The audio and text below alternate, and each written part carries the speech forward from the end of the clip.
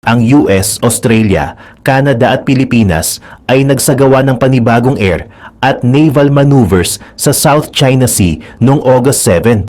At bilang tugon dito ng China, nagsagawa rin daw sila ng patrol sa mga waterway nila sa parehong araw. Ang Pilipinas, Amerika, Canada at Australia ay sinimulang ang kanilang exercise sa loob ng 2 araw sa west part ng Pilipinas sa Palawan.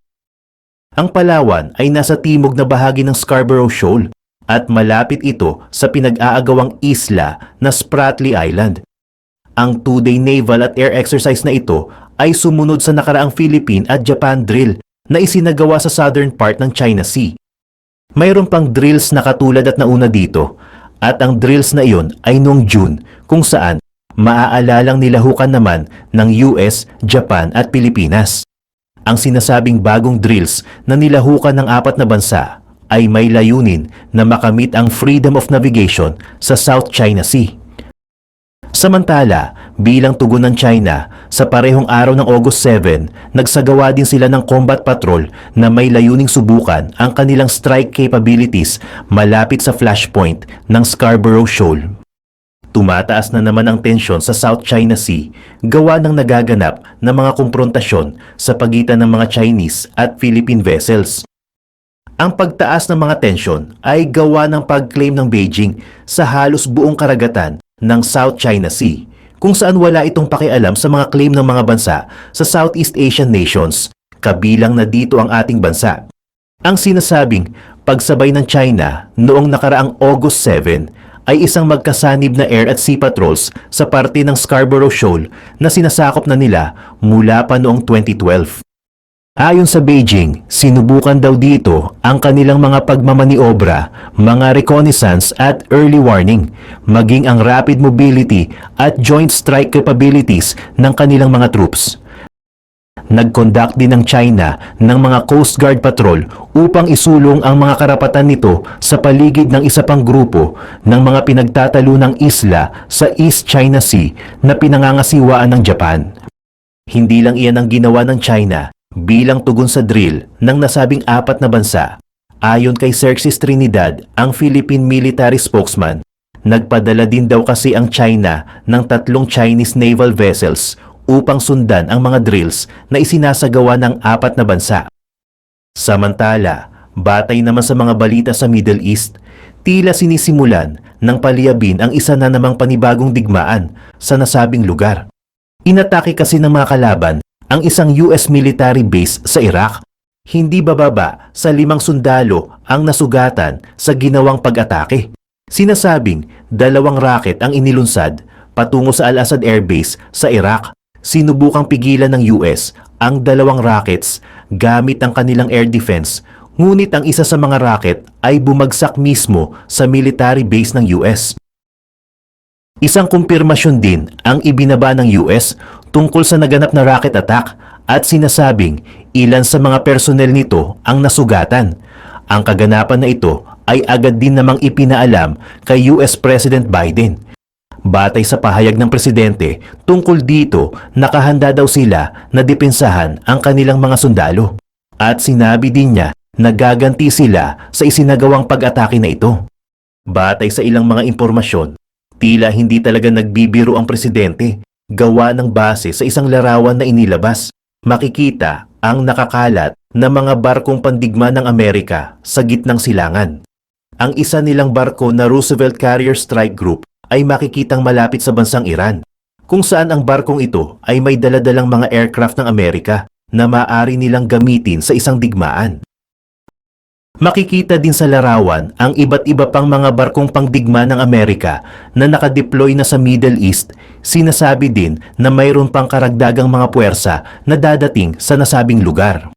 Samantala, may ilang mga katanungan kung bakit hindi pa daw umaatake ang Iran sa Israel.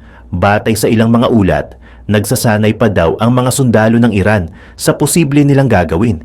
Sinasabi din na humingi ng tulong ang Iran sa Russia. Isang mataas na official din ng Russia ang nagtungo sa Iran. Dagdag pa ay nagpadala din ng Russia ng karagdagang mga air defense system sa Iran.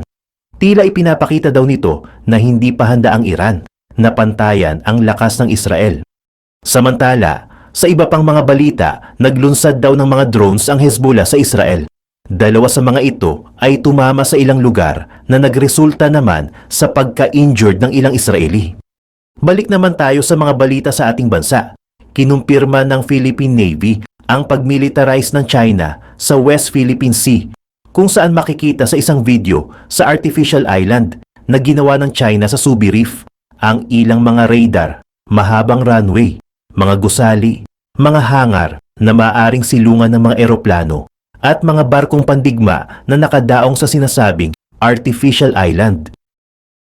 Mula sa stunning move na ikinagulat ng Moscow, ang Sweden ay nagbigay ng matinding hampas sa Russian forces na bumago sa takbo ng conflict sa Ukraine.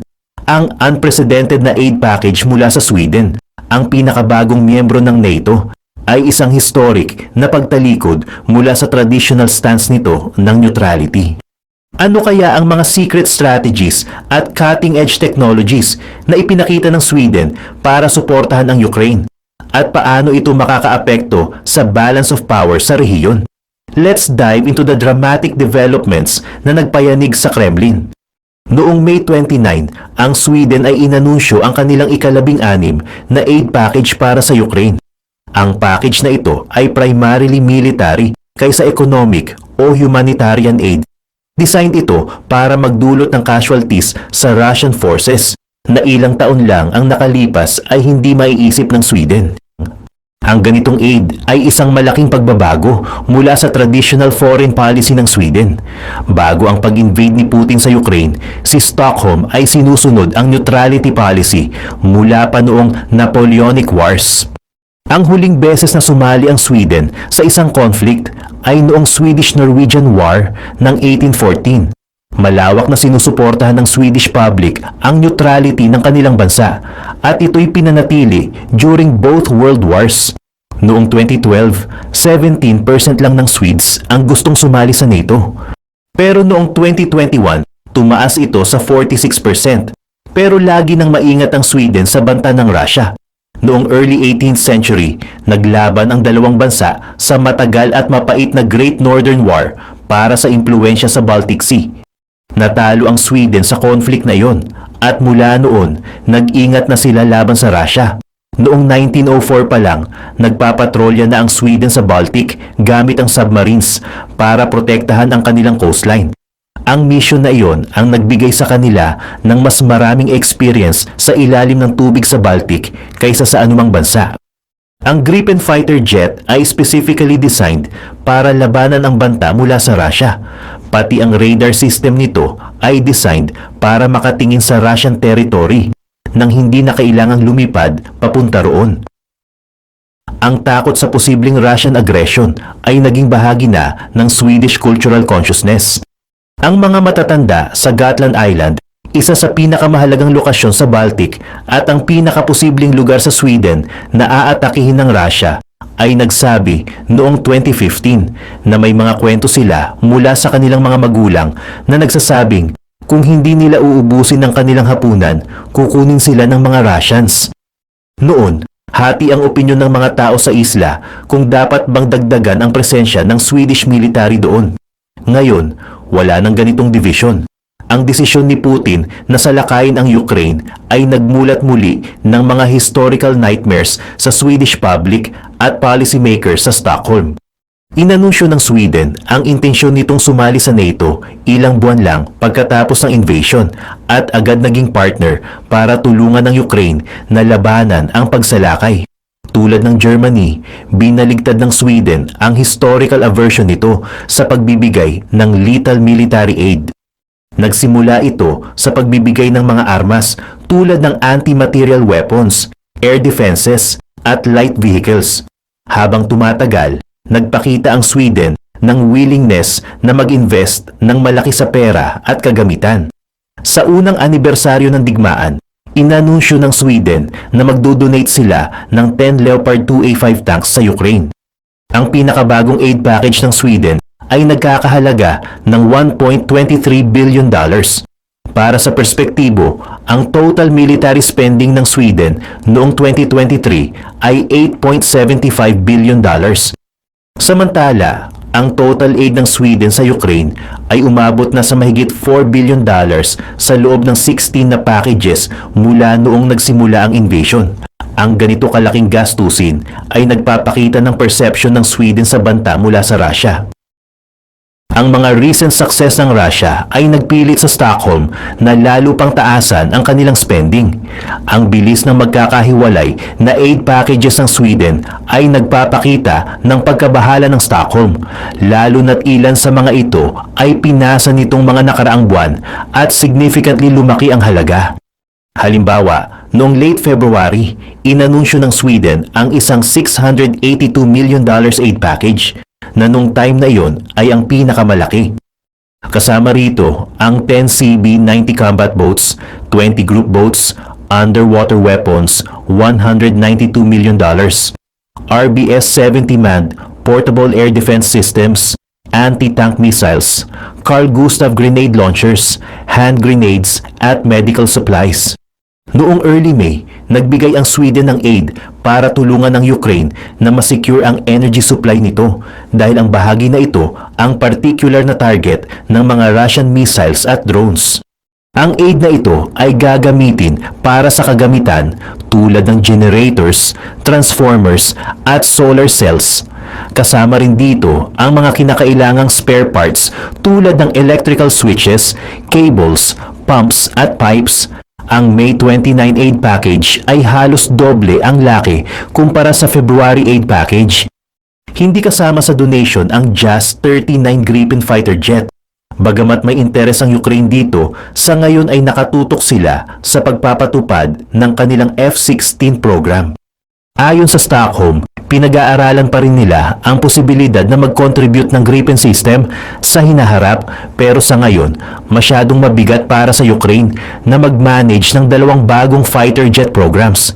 Kahit hindi makakapagbigay ng fighter aircraft, malaki pa rin ang tulong ng natitirang aid. Ayon kay Sweden's Deputy Prime Minister, Ebba Busch, ang package ay binubuo ng mga kagamitan na nasa top priority list ng Ukraine.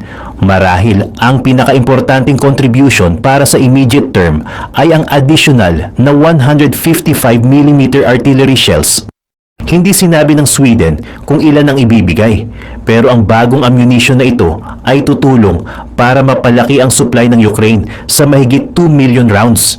Sisiguraduhin nito na may sapat na bala ang Ukraine para lumaban hanggang 2025. Magbibigay rin ng Sweden ng RB-99 AMRA missiles na katumbas ng AIM-120. Ayon sa Sweden's Ministry of Defense, ang mga missiles na ito ay i-repurpose specifically para gamitin sa ground-based anti-aircraft systems. Presumably, ibibigay ito para sa mga NASAMS units ng Ukraine. Mahalaga ito dahil simula noong bumagsak ang Avdiivka, nagsimula ng mas epektibong suportahan ng Russia ang kanilang ground forces gamit ang aviation. Ang tamang air support ay nagbigay daan para mas mabilis na umusad ang Russian forces pakanluran. Ginamit ng Ukraine ang kanilang NASAMS at iba pang air defense units para pabagsakin ang ilang Russian planes. Ang dagdag na ammunition ay magpapaingat sa Russian aviation at pipilitin ng Moscow na mas maging maingat sa kanilang air power. Magbibigay rin ng Sweden ng buong fleet ng PBV-302 infantry fighting vehicles sa Ukraine. Na-retire na ang mga ito mula sa serbisyo ng Sweden mula nang pinalitan sila ng Combat Vehicle 90 noong 2014. Mas pinili ng Stockholm na i-donate ang kanilang mga lumang vehicles kaysa itago lang sa storage. Inanunsyo na ang Ukrainian Army ay nag-oorganisa ng ilang bagong brigada at nangangailangan ng armored vehicles para sa kanilang infantry companies. Isang pangangailangan na matutugunan ng PBV-302. Ang PBV-302 ay armado ng 20mm cannon na nakamount sa turret sa kanan ng sasakyan. Ang cannon ay pinapakain ng drum magazines na bawat isa ay may 30 rounds.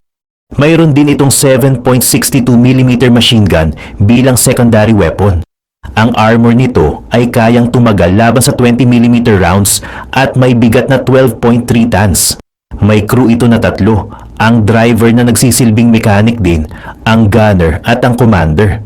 kayang magdala ng hanggang 8 sundalo ang vehicle sa kanyang landing compartment.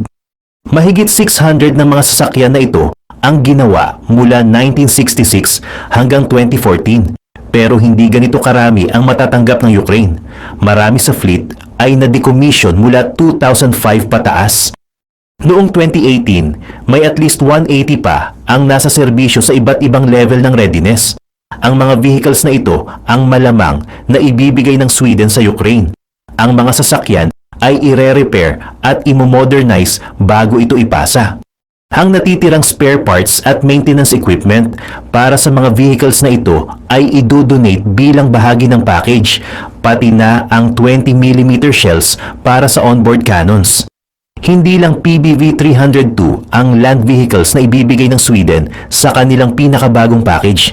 Kasama rin dito ang mga surplus na fuel transport vehicles na ginagamit ng Swedish Armed Forces. Ang mga naunang na-donate na Swedish material ay patuloy na imi-maintain sa pamamagitan ng aid package na ito. Layunin ng Stockholm na tulungan ang Kyiv sa command at control sa pamamagitan ng donations ng terminals na may subscriptions para sa satellite communications. Para makatulong sa training at military doctrine, tutulungan ng Swedish Defense Research Agency ang Ukrainian Armed Forces na magtayo ng kanilang sariling Defense Research Institute. May ilan ding financial support provisions sa package. Ang pinakaimportante, mag-i-invest ang Sweden para masiguro na mabilis at malakihan ang pagdating ng tulong sa Ukraine. Papayagan ng Sweden na gamitin lahat ng armas na ibinigay nila sa package na ito laban sa mga target sa Russian soil kung iyon ang nais ng Ukraine. Ayon sa Stockholm, kaya nilang i-replenish ang lahat ng ammunition at equipment na ibinibigay nila sa Ukraine sa pamamagitan ng bagong investments. Ang pinaka-natatanging contribution sa package na ito ay ang dalawang Saab ASCC-890 Airborne Early Warning and Control planes. Ayon kay Swedish Defense Minister Paul Johnson, ang mga aircraft na ito ay magkakaroon ng pinakamalaking impact sa air defense network ng Ukraine. Ang mga eroplano na ito ay magpapahusay sa kakayahan ng Ukraine na matukoy at matrack ang mga incoming missiles at drones. Pwede rin nilang makita ang mga target na pagkakataon para sa intra-offensive operations. Kasama sa Swedish aid package ang training para sa Ukrainian Air Force personnel na magpalipad ng mga eroplano na ito. Ang desisyon ng Stockholm na i-donate ang mga eroplano na ito ay isang malaking hakbang na lampas sa monetary cost. Ito lamang ang dalawang AWACS aircraft sa fleet ng Sweden.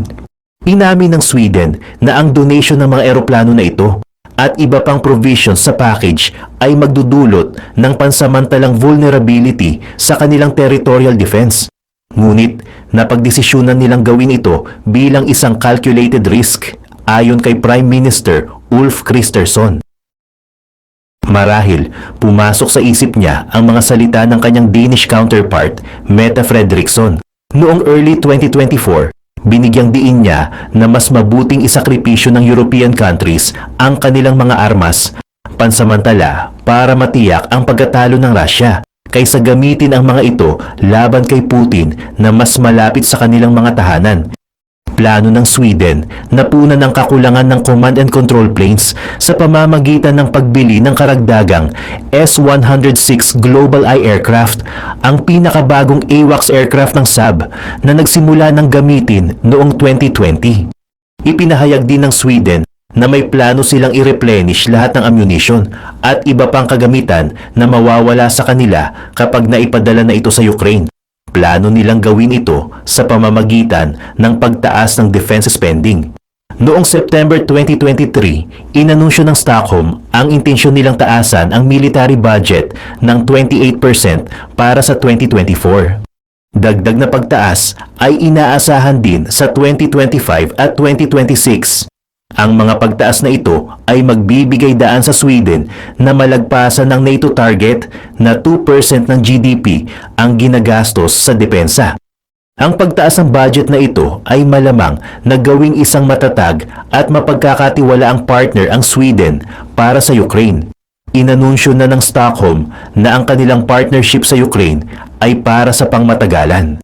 Noong May 2023, sinabi ni Prime Minister Christensen na magbibigay ang Sweden ng $7 billion na aid sa Ukraine sa loob ng 3 taon upang mapigilan ang pananakop. Ang package na inilabas sa Ukraine noong sumunod na linggo ay una sa marami pang package na darating at malamang na lumaki pa ang mga ito sa mga susunod na taon salamat sa pagtaas ng military budget ng Sweden. Ang bansa ay nasa posisyon na para isagawa ang pinaplano nilang tulong. Inanunsyo ng Ministry of Defense ang malalaking planong investments sa artillery systems at transport aircraft bilang bahagi ng Domestic Defense Spending Program. Ang mga investments na ito ay maglalagay sa Sweden sa posisyon para makapag-produce at mag-deliver ng mga armas at ammunition na kailangan ng Ukraine sa mga darating na taon. Pero paano nga ba maapektuhan ng mga bagong tulong mula sa Sweden ang kakayahan ng Ukraine na manalo sa laban ng attrition? Noong December 2023, isang report mula sa Estonian Ministry of Defense ang nagsabing maaaring manalo ang Ukraine sa 2025 kung magtagumpay silang patayin o mapinsala ang 100,000 na sundalong Ruso sa 2024. Bagamat kayang tumawag ng mas maraming sundalo ang Russia, kailangan pa rin silang sanayin ng maayos at ma-assign sa cohesive units para maging epektibo sila sa labanan. Ang mga units na ito ay mabilis na magdudulot ng casualties na magpapataas ng demand sa manpower at magpapadala ng mga sundalo na kulang sa training in front of battle. Ito ay magiging isang mabisang cycle na kahit na may mas malaking bilang na tauhan ng Russia ay maaaring hindi ito matutugunan. Tinataya ng mga Estonian na kung makakamit ng Ukraine ang 100,000 benchmark, maaari nitong bawasan ang kapasidad ng Russia sa pagsasanay ng 80,000 properly trained troops bawat taon. Ang iba pa ay magiging cannon fodder na hindi epektibo.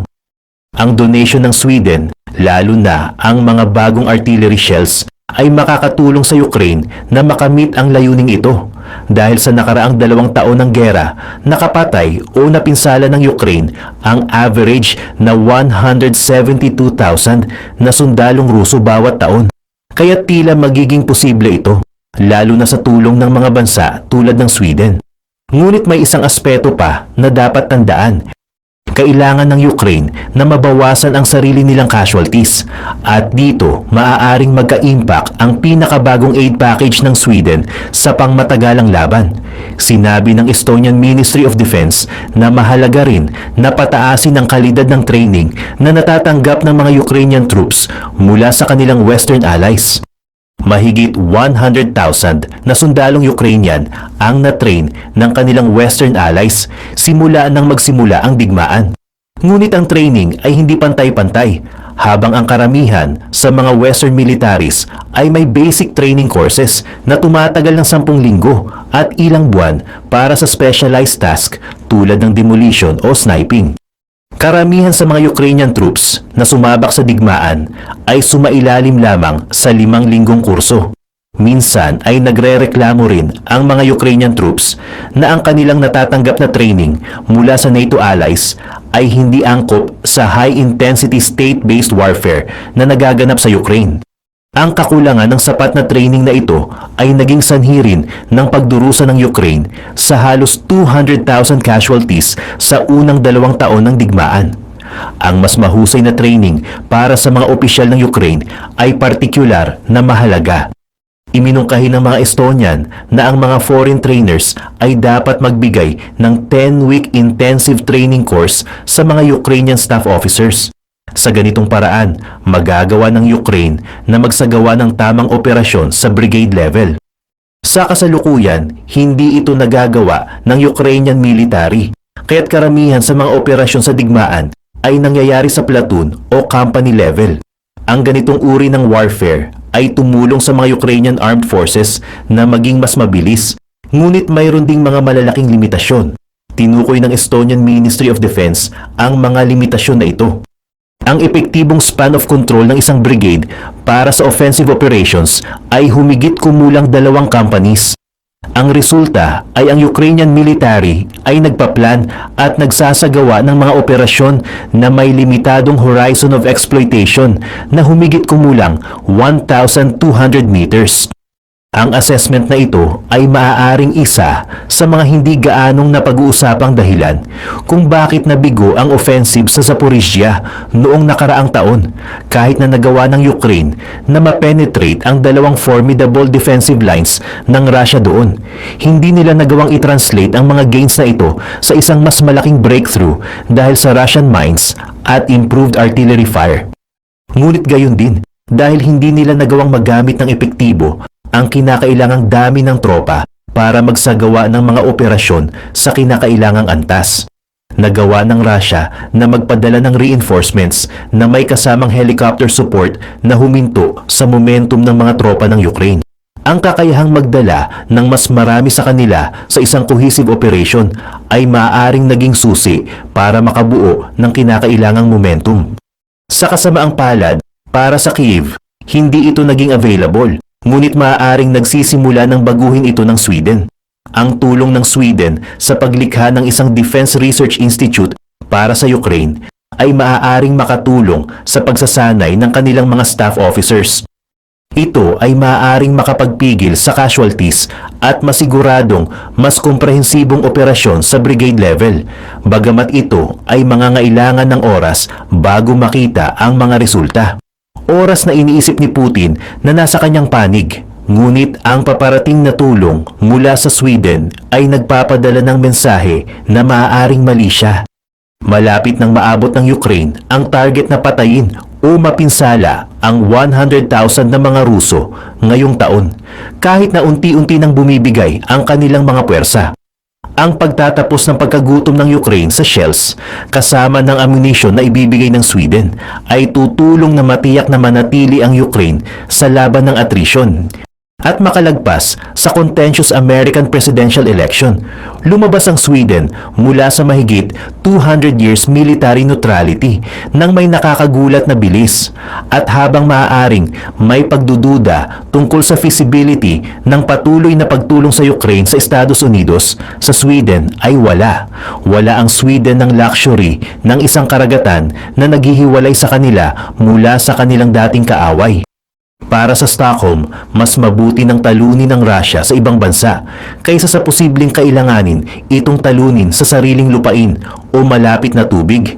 Kahit na malalaking investments at pansamantalang pagkaubos ng mga domestic arsenals ay hindi napigilan ang mga leader ng Sweden na magpatuloy sa pananaw na ito. Maaring umaasa si Putin na ang maraming bansa na kasalukuyang kumakalaban sa kanya ay mapapagod sa Ukraine sa paglipas ng panahon at mawawala ng interes sa pagpapatuloy ng pagsisikap. Ngunit para sa malalim na historical na dahilan, malamang na hindi kabilang ang Sweden sa mga bansang iyon. At ito ay mahalaga dahil maaaring maliit ito sa sukat, ngunit may malakas na defense industry ito. Magmumukha rin itong masama kung ang Sweden na pinakabagong miyembro ng NATO at isa sa pinakamaliit na kalahok nito ay patuloy na sumusuporta sa Ukraine sa kabila ng malaking gastos sa sarili, habang ang iba ay walang ginagawa. Ang suporta ng Sweden ay tumutulong na masiguradong magpapatuloy ang mas malawak na pagsisikap ng Europa kahit na bumaba ang tulong ng Amerika. Ang makasaysayang desisyon ng Sweden na sumulong at magbigay ng malaking dagok sa Russia sa pamamagitan ng kanilang aid packages ay nagmamarka ng isang bagong yugto sa labanan. Bilang pinakabagong miyembro ng NATO, ang suporta ng Sweden ay nagpapakita ng hindi matitinag na commitment ng mga kaalyado ng Ukraine para masiguro ang regional stability at security. Ano ang magiging epekto ng tulong ng Sweden sa dynamics ng digmaan? Tanging oras lamang ang makakapagsabi, ngunit isang bagay ang sigurado, hindi nag-iisa ang Ukraine sa kanilang laban para sa kalayaan. Ano sa tingin nyo ang impact ng support ng Sweden sa Ukraine sa buong panahon ng digmaan at paano ito makakaapekto sa kakayahan ng Kyiv na manalo sa laban ng attrition? Ang next naman natin ay ang Mr. Cash. Ito, recommended ko talaga ito. Maliit din na kinakaltas nila sa loan. For example, dito, ang iniloan nyo is 1,500 pesos.